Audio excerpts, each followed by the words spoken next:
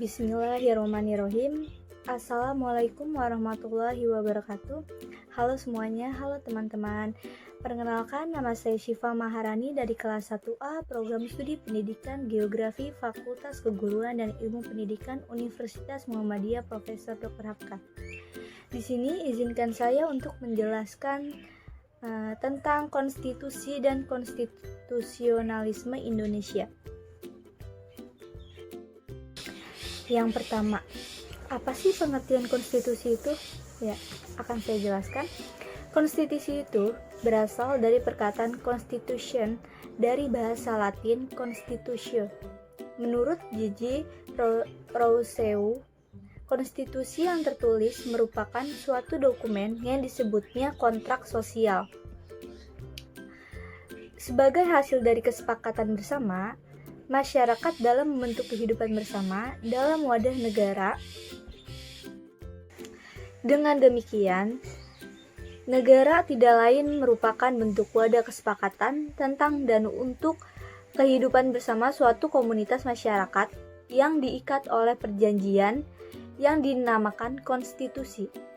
Negara konstitusional tidak lain merupakan negara kesepakatan atau negara perjanjian, atau yang dalam bahasa Arab disebut juga sebagai Darul Ahdi, sehingga konstitusionalisme dipandang sebagai suatu paham atau paradigma pemikiran mengenai kehidupan bersama dalam wadah organisasi berdasarkan perjanjian bersama atau kesepakatan sosial yang biasanya diidealkan bersifat tertulis dalam satu naskah yang terkodifikasi.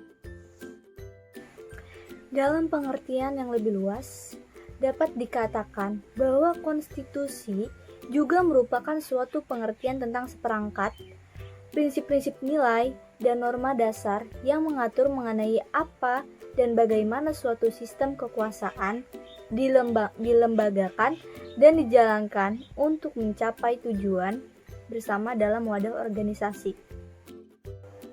Dalam pengertian demikian, konstitusi dapat dipakai oleh berbagai macam dan jenis. Apa aja sih jenisnya? Oke, sini saya akan jelaskan apa aja jenis konstitusi itu. Ada jenis organisasi, mulai dari organisasi negara yang berdaulat, organisasi internasional, sampai ke organisasi-organisasi perusahaan, dan asosiasi-asosiasi berbadan hukum ataupun organisasi-organisasi profesi, dan organisasi-organisasi sosial dan kemasyarakatan pada umumnya, yang semuanya dapat memiliki dokumen yang dapat dikaitkan dengan pengertian konstitusi juga.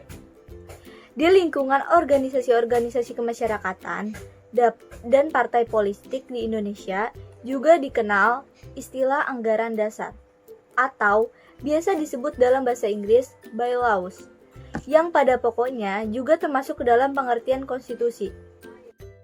Selanjutnya, saya akan membahas tentang fungsi konstitusi. Apa aja sih fungsi konstitusi itu? Fungsi konstitusi itu, menurut Jaime Lee, juga mengemukakan terdapat 10 fungsi konstitusi, yaitu yang pertama, ada fungsi pemberi atau sumber legitimasi terhadap kekuasaan negara ataupun kegiatan penyelenggaraan kekuasaan negara. Yang kedua, fungsi pengatur berhubungan kekuasaan antara organ negara dengan warga negara. Fungsi ketiga, fungsi pengatur hubungan kekuasaan antar organ dan negara. Keempat, fungsi penentu dan pembatas kekuasaan organ negara. Yang kelima, fungsi simbolik sebagai pemersatu. Selanjutnya ada yang keenam, fungsi penyalur atau pengalih kewenangan dari sumber kekuasaan yang asli atau rakyat kepada organ negara.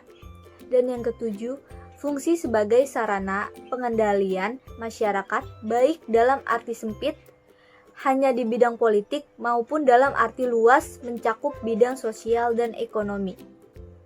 Dan yang kedelapan, fungsi sebagai sarana perekayasaan dan pembaharuan masyarakat baik dalam arti sempit maupun dalam arti yang luas. Dan yang ke-9, fungsi simbolik sebagai pusat upacara atau seremoni.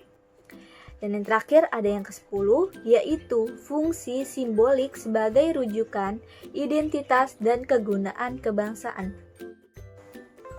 Next, karakteristik konstitusi di Indonesia sebelum reformasi. Perspektif tentang sistem supremasi konstitusi itu harus dibedakan dari perspektif yang pernah berlaku sebelumnya di Indonesia, yaitu sebelum reformasi, di mana Undang-Undang 1945 menempatkan kedudukan MPR sebagai lembaga tertinggi negara. Dalam sistem demikian, yang berlaku adalah supremasi institusi, bukan supremasi konstitusi. Selanjutnya, ada juga nih karakteristik konstitusi di Indonesia setelah reformasi. Tadi kan kita habis ngebahas sebelum reformasi. Sekarang kita akan membahas setelah reformasi. Sekarang, setelah reformasi, kedudukan MPR tidak lagi sebagai lembaga tertinggi negara, tetapi sederajat saja dengan sesama lembaga konstitusional lainnya dengan diikat oleh mekanisme atau saling mengimbangi dan saling mengawasi satu sama lain. Karena itu, sejak reformasi saya menamakan sistem ketenegaraan Indonesia berubah dari sistem supremasi institusi menjadi supremasi konstitusi. Nah, yang suprem itu bukan lagi institusi atau subjek kelembagaannya, tetapi sistem rule of the game-nya yang tercermin dalam aturan-aturan hukum dan etikanya menurut konstitusi. Semua aturan atau rules di bawah konstitusi tidak boleh bertentangan dengan aturan-aturan konstitusi. Itu harus kalian ingat, oke? The supreme rule of the constitution. Jika terdapat pertentangan, maka disediakan mekanisme peradilan konstitusi, Mahkamah Konstitusi, yang akan menilainya dan diberi wewenang untuk menyatakan tidak berlaku mengikat untuk umum.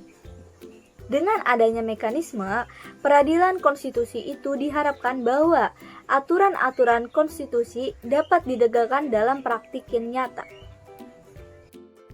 Oke, sekarang kita ke pembahasan yang paling terakhir, serta mengapa sih mahasiswa itu perlu mempelajari konstitusi ya?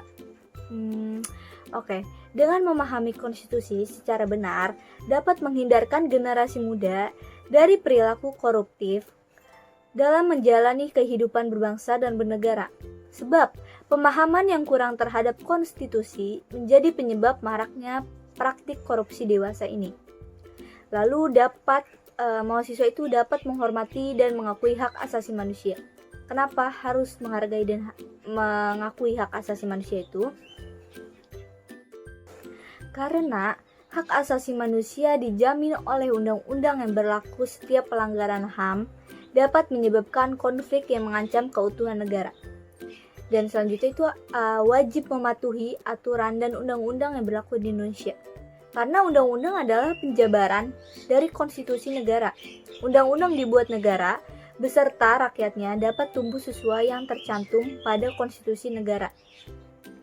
Dan yang terakhir itu menyerahkan setiap proses hukum kepada pihak berwenang, agar mahasiswa setiap melakukan permasalahan itu tidak main keroyok atau menghakimi sendiri, tapi harus menyerahkan setiap proses hukumnya itu kepada pihak yang berwenang. Karena itu udah ada catatannya dalam negara, tidak boleh semena-mena melakukan seseorang, karena semua orang itu punya haknya. Dan perilaku main hakim sendiri itu tidak boleh terjadi di Indonesia. Setiap tindakan yang dilakukan warga negara Indonesia harus sesuai dengan undang-undang yang berlaku. Oke, sekian penjelasan dari saya. Kurang lebihnya mohon maaf. Wassalamualaikum warahmatullahi wabarakatuh. Terima kasih, sampai jumpa semuanya.